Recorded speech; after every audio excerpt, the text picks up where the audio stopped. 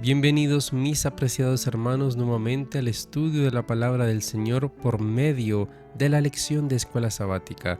Recuerden que en este video analizaremos el comentario bíblico adventista del séptimo día sobre la temática principal y los textos claves de la semana y también el complemento basado en un capítulo o en un fragmento especial del Espíritu de Profecía. Para esta semana estaré hablando sobre el Testimonios para la Iglesia, tomo 9, un fragmento impactante que sin duda nos ayudará a fortalecer nuestra vida espiritual y a profundizar en el estudio de la lección de Escuela Sabática. Les invitamos a compartir este video, a que le den like y que nos dejen allí su comentario. Es muy importante para nuestro ministerio poder contar con su apoyo para que podamos seguir cada semana compartiendo estos mensajes de la lección de Escuela Sabática. Vamos a orar para comenzar. Padre Santo que estás en el cielo, gracias Señor te damos por tus bendiciones. En este momento pedimos Señor que nos hagas dignos de estar ante tu presencia.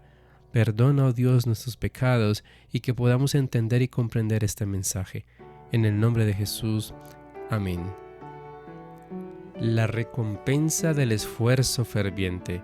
Si permaneciere la obra de alguno, recibirá recompensa. 1 Corintios 3:14. Gloriosa será la recompensa concedida cuando los fieles obreros se reúnan en derredor del trono de Dios y del Cordero. Cuando en su estado mortal Juan contempló la gloria de Dios, cayó como muerto, no pudo soportar la visión. Pero cuando los hijos de Dios hayan recibido la inmortalidad, le verán como Él es. Juan 3:2. Estarán delante del trono aceptos en el amado. Todos sus pecados habrán sido borrados, todas sus transgresiones expiadas. Entonces podrán mirar sin velo la gloria del trono de Dios. Habrán participado con Cristo en sus sufrimientos, habrán trabajado con Él en el plan de la salvación, y participarán con Él del gozo de las almas salvadas en el reino de Dios, para alabar allí a Dios durante toda la eternidad. Mi hermano, mi hermana, os ruego que os preparéis para la venida de Cristo en las nubes de los cielos. Día tras día, desechad de vuestro corazón el amor al mundo. Comprended por experiencia lo que significa tener comunión con Cristo. Preparaos para el juicio, para que cuando Cristo venga para ser admirado por todos los que creen, podáis estar entre aquellos que le recibirán en paz. En aquel día los redimidos resplandecerán en la gloria del Padre y del Hijo, tocando sus arpas de oro.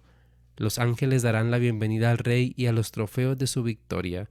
Los que fueron lavados y emblanquecidos en la sangre del Cordero. Se elevará un canto de triunfo que llenará todo el cielo. Cristo habrá vencido. Entrará en los atrios celestiales acompañado por sus redimidos, testimonios de que su misión de sufrimiento y sacrificio no fue en vano. La resurrección y la ascensión de nuestro Señor constituyen una evidencia segura del triunfo de los santos de Dios sobre la muerte y el sepulcro, y una garantía de que el cielo está abierto para quienes lavan las vestiduras de su carácter y las emblanquecen en la sangre del Cordero. Jesús ascendió al Padre como representante de la familia humana y allí llevará Dios a los que reflejan su imagen para que contemplen su gloria y participen de ella con Él.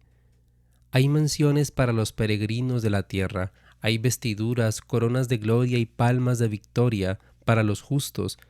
Todo lo que nos dejó perplejos en las providencias de Dios quedará aclarado en el mundo venidero. Las cosas difíciles de entender hallarán entonces su explicación. Los misterios de la gracia nos serán revelados. Donde nuestras mentes finitas discernían solamente confusión y promesas quebrantadas, veremos la más perfecta y hermosa armonía. Sabremos que el amor infinito ordenó los incidentes que nos parecieron más penosos, a medida que comprendamos el tierno cuidado de aquel que hace que todas las cosas obren conjuntamente para nuestro bien. Nos regocijaremos con gozo inefable y rebosante de gloria.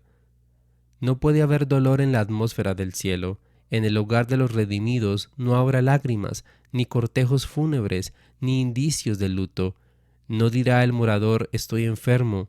El pueblo que morare en ella será absuelto de pecado. Isaías 33:24. Nos invadirá una grandiosa ola de felicidad que irá ahondándose a medida que transcurra la eternidad. Nos hallamos todavía en medio de las sombras y el torbellino de las actividades terrenales. Consideremos con sumo fervor el bienaventurado más allá, que nuestra fe penetre a través de toda nube de tinieblas y contemplemos a aquel que murió por los pecados del mundo. Abrió las puertas del paraíso para todos los que le reciban y crean en él. Les da la potestad de llegar a ser hijos e hijas de Dios. Permitamos que las aflicciones que tanto nos apenan y agravian sean lecciones instructivas que nos enseñen a avanzar hacia el blanco del premio de nuestra alta vocación en Cristo. Sintámonos alentados por el pensamiento de que el Señor vendrá pronto.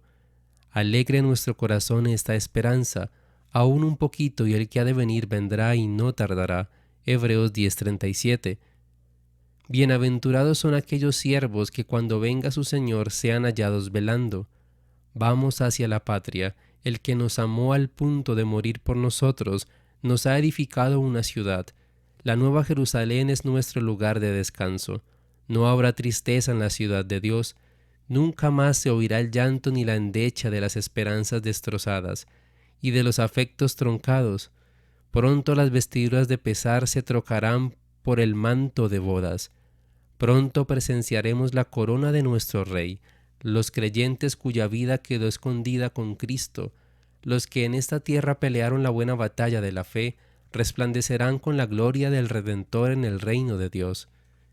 No transcurrirá mucho tiempo antes que veamos a aquel en quien ciframos nuestras esperanzas de vida eterna, y en su presencia todas las pruebas y los sufrimientos de esta vida serán como nada.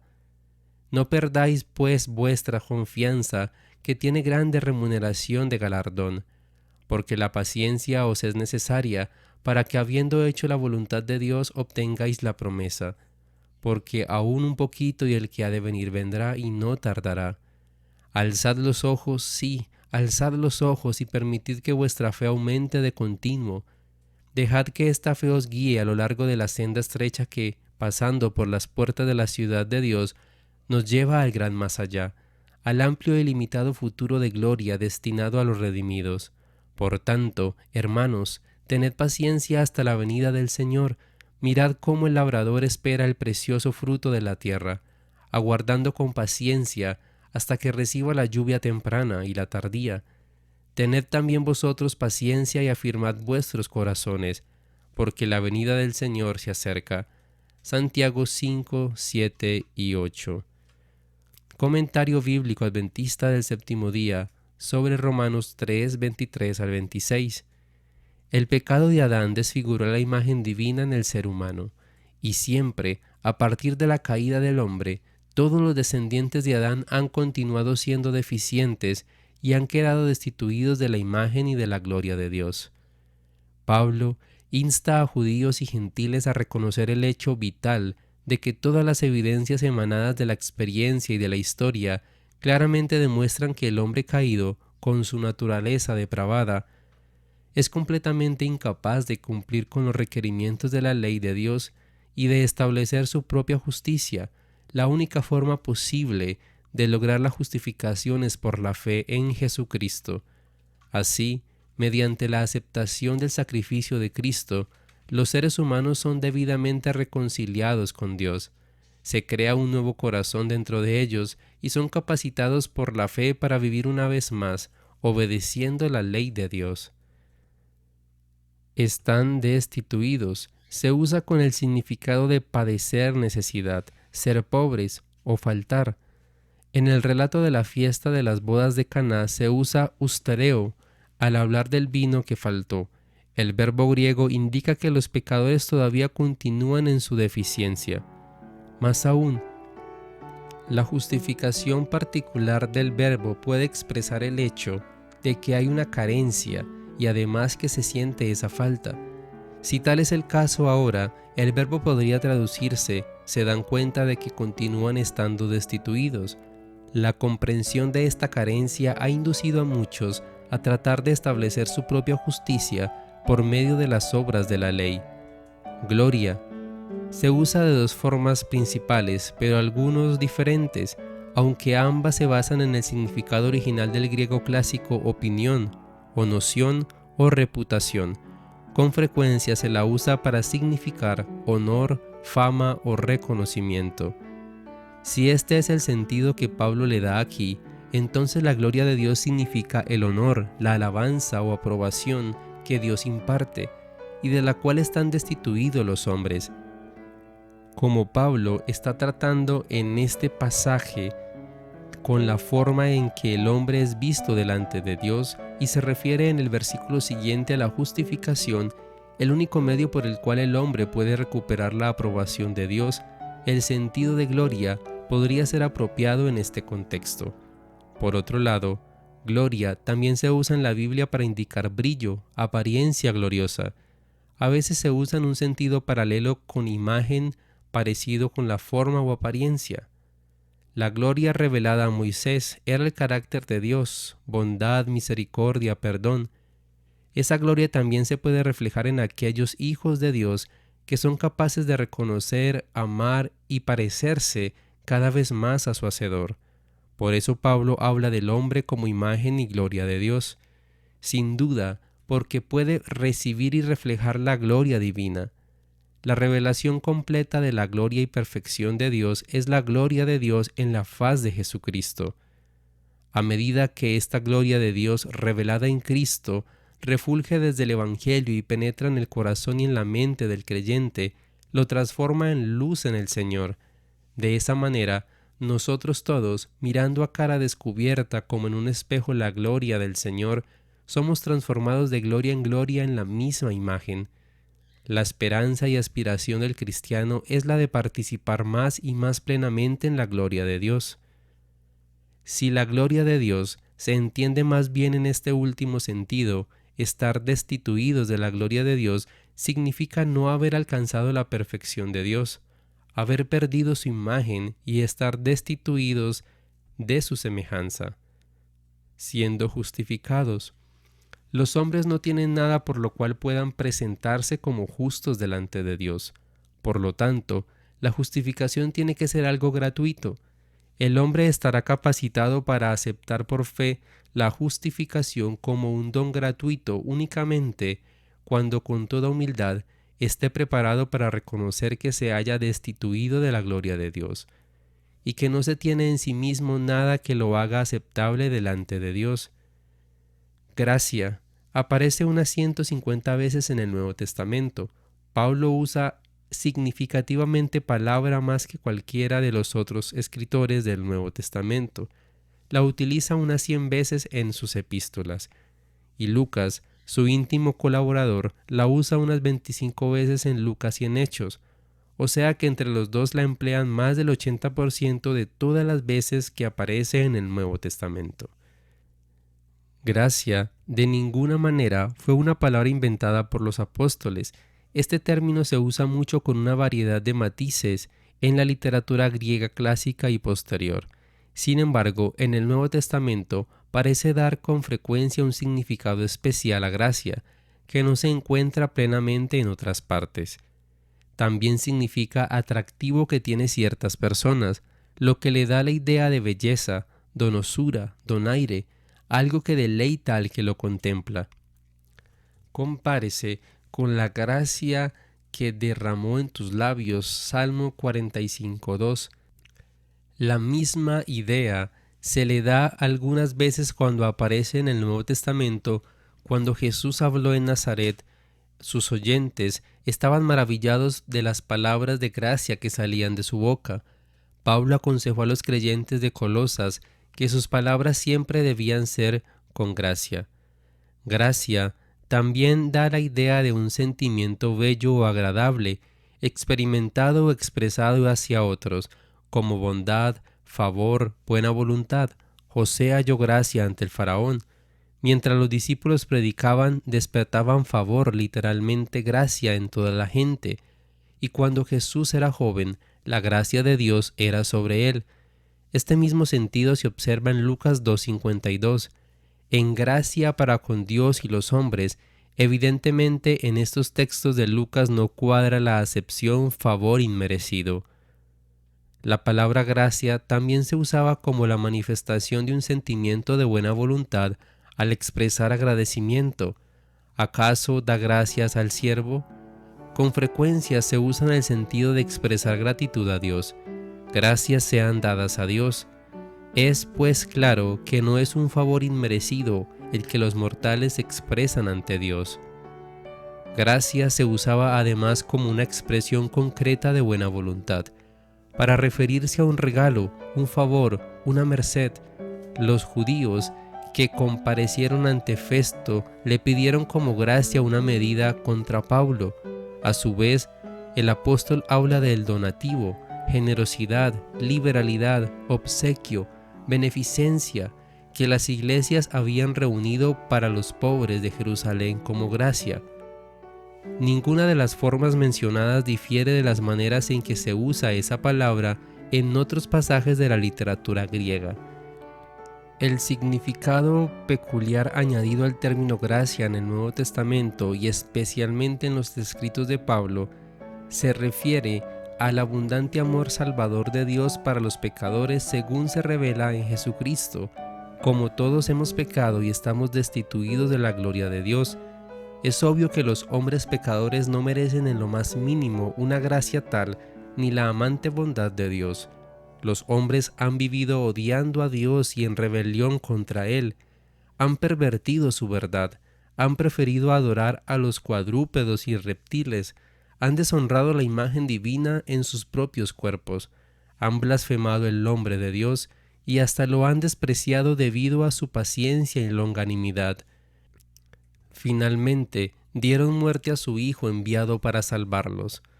Pero a pesar de todo, a través de ese proceso, Dios ha continuado considerando al hombre con amor y bondad, para que la revelación de su misericordia pudiera inducir a los hombres al arrepentimiento. Esta es la gracia de Dios de acuerdo al significado peculiar que tiene en el Nuevo Testamento.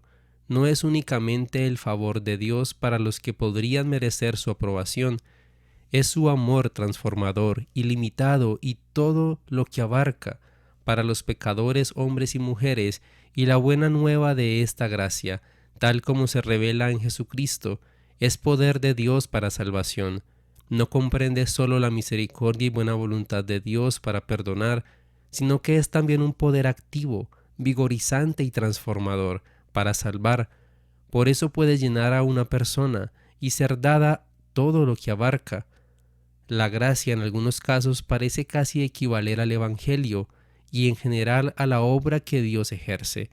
La gracia divina es el gran elemento de poder salvador. Cristo dio su vida para hacer posible que el hombre fuese restaurado a la imagen de Dios.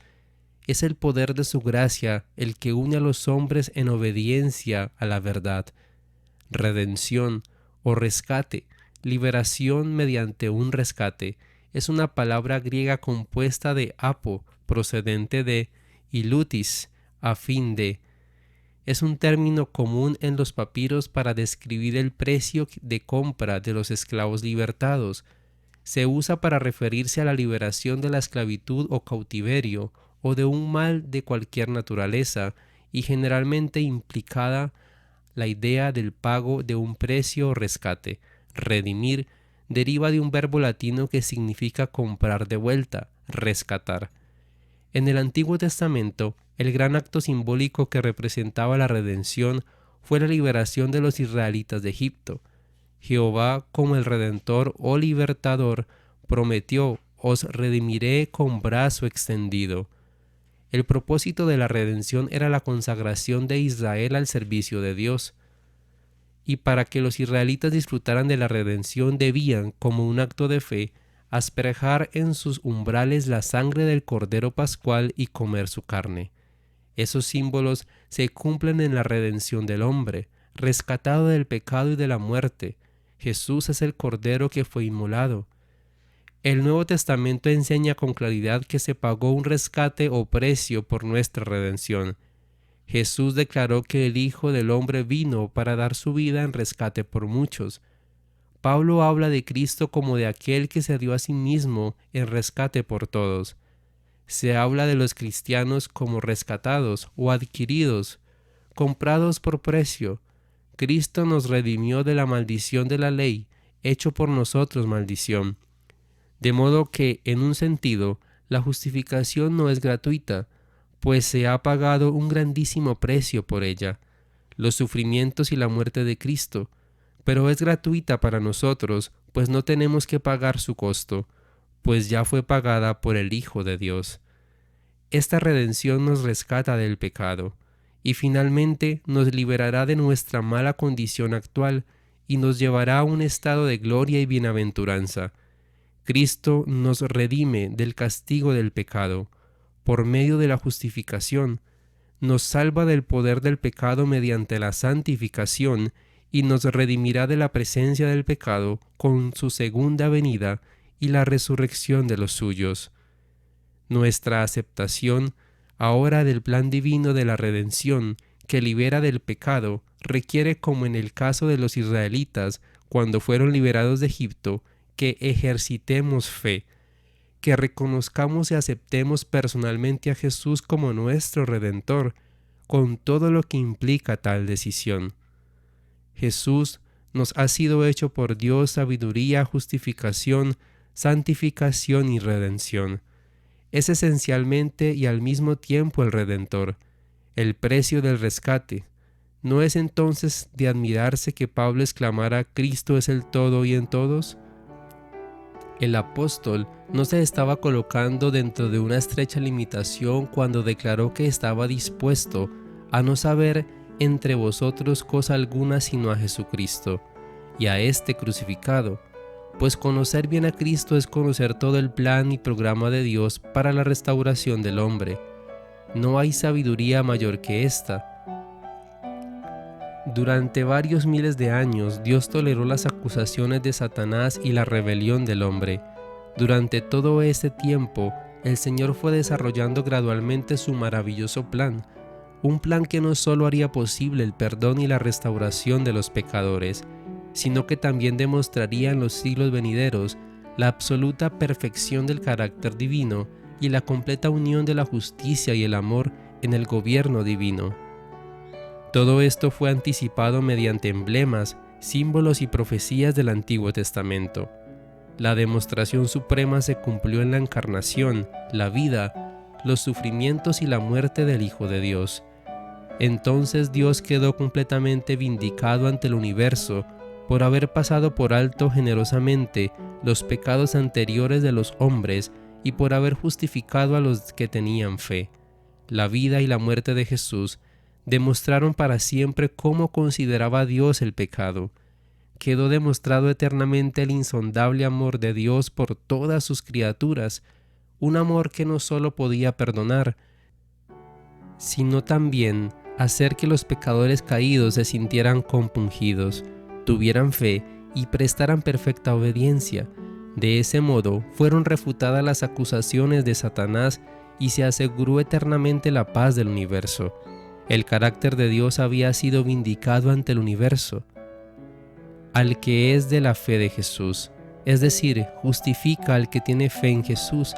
La justificación solo es para la persona que acepta la revelación en Jesús de la justicia y del amor de Dios, para el que reconoce que es un ser perdido y condenado que necesita un Redentor, y que después de encontrarlo, lo reconoce con confianza y le entrega todo su corazón.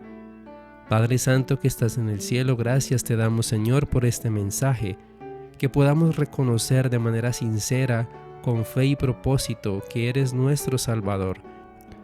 Gracias por tu inmensurable amor, por cuidarnos siempre y por en todo momento darnos unas enseñanzas para la eternidad. En el nombre de Jesús. Amén. Mis apreciados hermanos, les invitamos a compartir este video, a suscribirse a este ministerio y a dejarnos allí los comentarios necesarios que ustedes requieran. Estaremos atentos a leerles. Bendiciones y que la paz del cielo esté con cada uno de ustedes.